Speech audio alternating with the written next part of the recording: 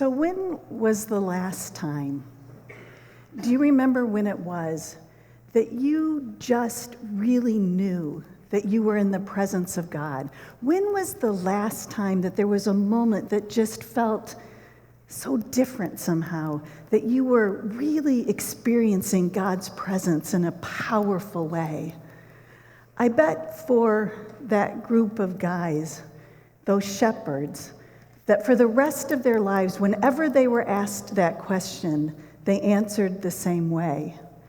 They felt strongly the presence of God one time when they were watching their flock out in a field by night outside of Bethlehem. So as the shepherds told their story, they probably started out by saying that it had been a day just like any other day, fairly unremarkable. The sheep had been their wandering selves, moving from one tuft of grass to another, nibbling along the way, sometimes not paying attention to where they were wandering off to, and so a shepherd would have to go and round them back up. Every once in a while, the sheep might have been a little bit jittery or seemed to be nervous or anxious, and the shepherds would find an intruding wolf and have to drive that wolf away. But the day was pretty much normal, monotonous, tedious, like many of their days, except there was one thing that was just a little bit different about that day, and that's that the road leading to and from Bethlehem, it was more crowded than usual, and the atmosphere was a little bit tense, because those people who were traveling on that road weren't on their way for vacation to visit family.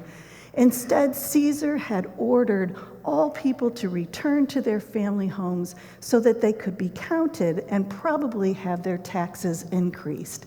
So the road was more crowded than usual. It felt a little bit tense, and whenever there was a crowd of people, there tended to be a few more troublemakers and some robbers along the roadway. So the shepherds decided, let's not try to get the sheep into the fold tonight. Why don't we just stay out here in the fields and we'll just spend the night out here and we'll take turns watching our sheep throughout the evening. And then when dusk fell, they lit a fire, had something to eat, told some stories around the fire, started to decide who was going to have the first watch of the night, and then they settled in for the evening. And then all of a sudden, the curtains of heaven, they just opened up. And an angel and angels appeared to them and told them the incredible news that God was born in Bethlehem in a stable, God incarnate. A baby had been born, and they should go and see what was happening. I bet for the rest of their lives, those shepherds, when they were asked when had they most fully experienced God's presence, they would talk about that night and how the heavens had opened and angels had appeared. Because can't you sort of imagine them looking at each other and saying, did you hear what I just heard? Did you see what I just saw? And then they went. It is an amazing story, isn't it? The story of those shepherds. And I think now more than ever, it is so helpful to listen, to hear, to imagine their story, because there's something that shepherd's story can offer to us. It offers us the assurance that God shows up. God shows up in our lives. God shows up in our lives at unusual times, unexpected places, and in startling ways. The Bible, it's just full of stories of times when God shows up in people's lives.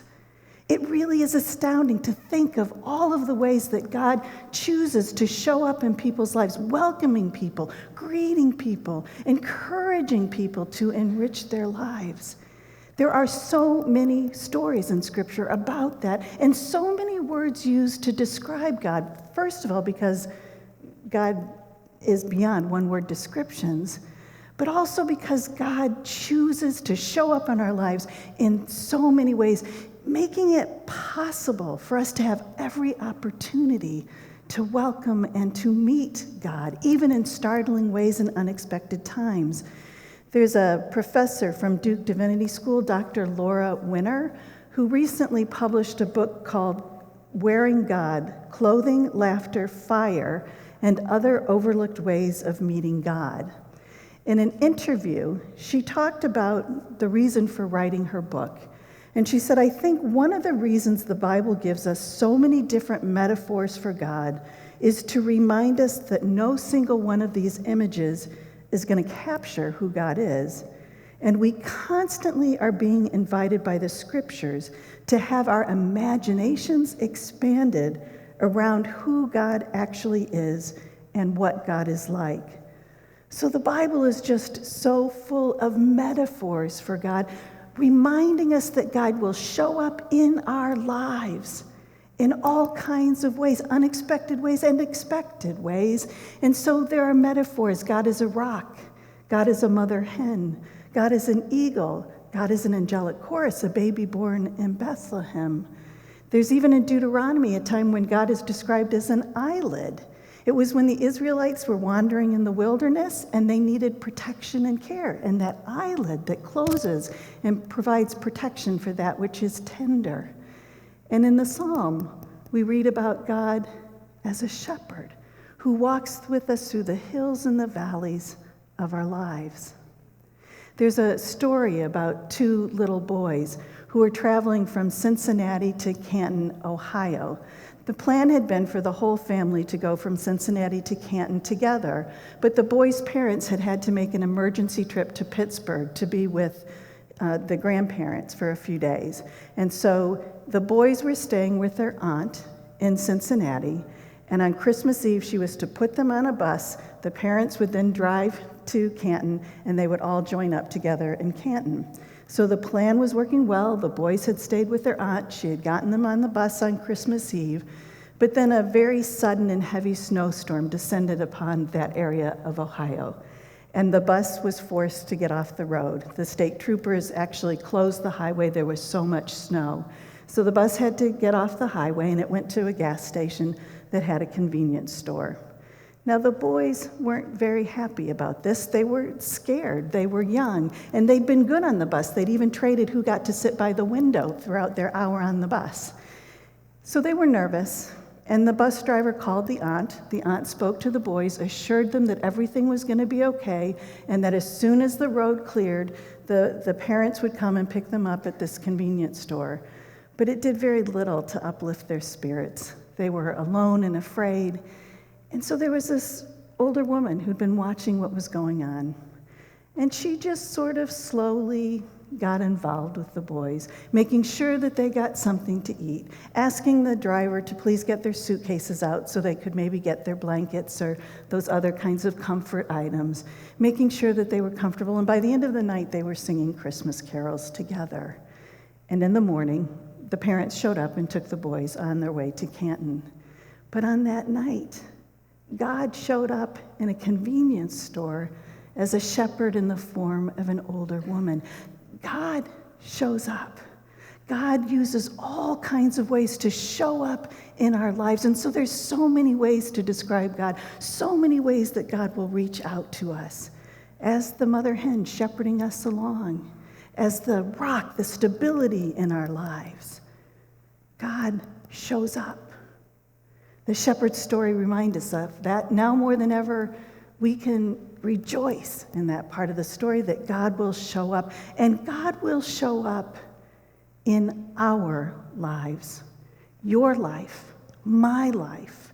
The shepherd's story reminds us that God will show up in our lives, not just in certain people's lives at certain times, but God will show up in our lives.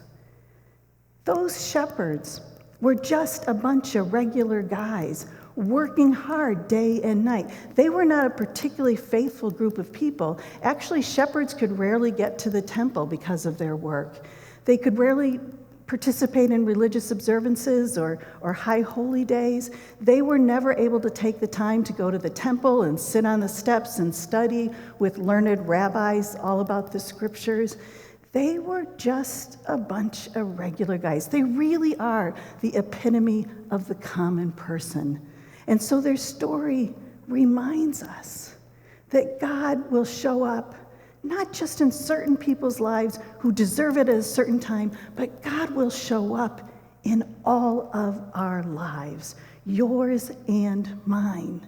It's interesting because throughout history, people have from time to time tried to elevate these shepherds, so to speak, upgrade them a little bit, so to speak, because at the temple, there were herds of animals, those that were considered the best of the best, the unblemished, that could be sacrificed in the temple. And of course, those animals needed to be tended too. And so there were special shepherds that guarded the temple herds. But there is nothing anywhere that indicates that these particular shepherds were of that group. These were just a bunch of regular guys working hard, and God decided to open the heavens and tell them, guess what? I'm coming to earth. A baby's been born in the stable. Go and see.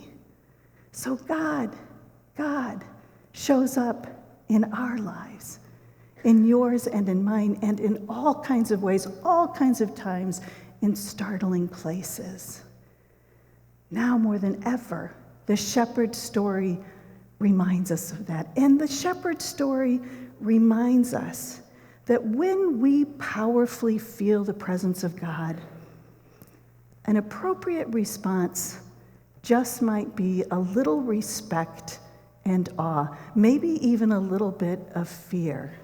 It's kind of interesting to think about the fact that the Christmas story actually does include a decent number of people being fearful. When the shepherds first saw those angels, it says they were terrified. And the angels had to say, it's okay, don't be afraid. Earlier, the angel Gabriel had visited Mary, and it says when the angel left, Mary was really deeply troubled. Joseph had to be told, don't be afraid. And King Herod even got a little bit afraid later in the story. There's a decent amount of fear. So maybe when we are in the presence of God fully, when we really feel God is there, maybe there is an appropriate response of fear.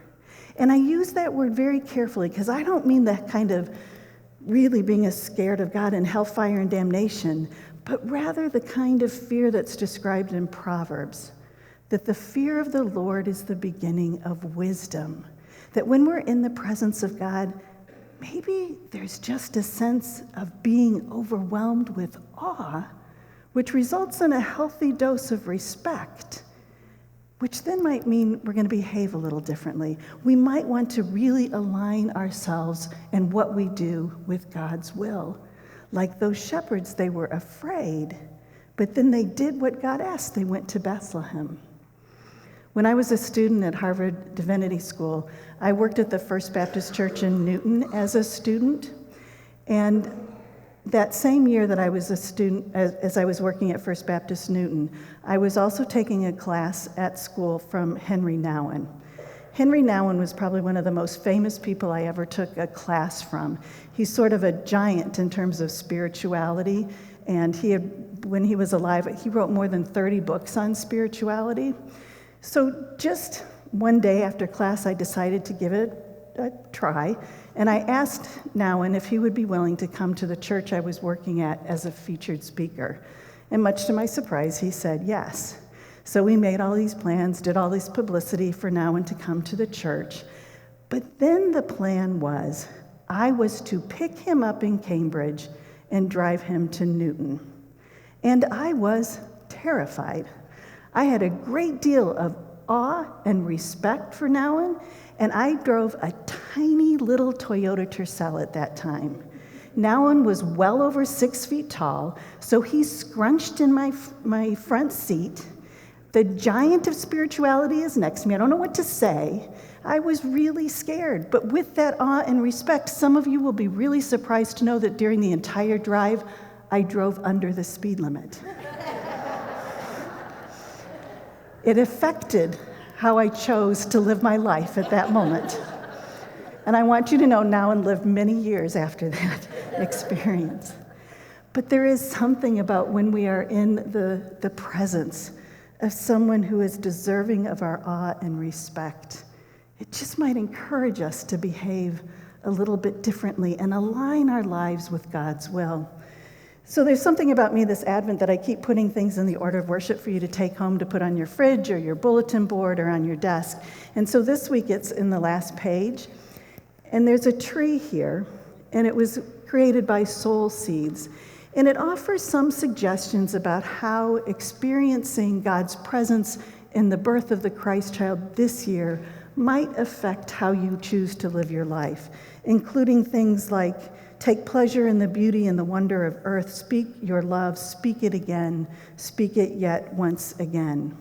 So I encourage you to take a moment to read this and to think about how the awe and respect that you feel being in the presence of God might affect your life, but then to also take the blank tree and write your own response. How might this Advent season encourage you to behave in a way that lives out God's will?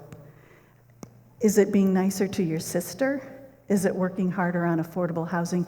You fill in the tree however you would like to. But on this Sunday, as we think about the shepherds and that story that might be familiar, might be new, let us allow those shepherds to encourage us to remember that God shows up.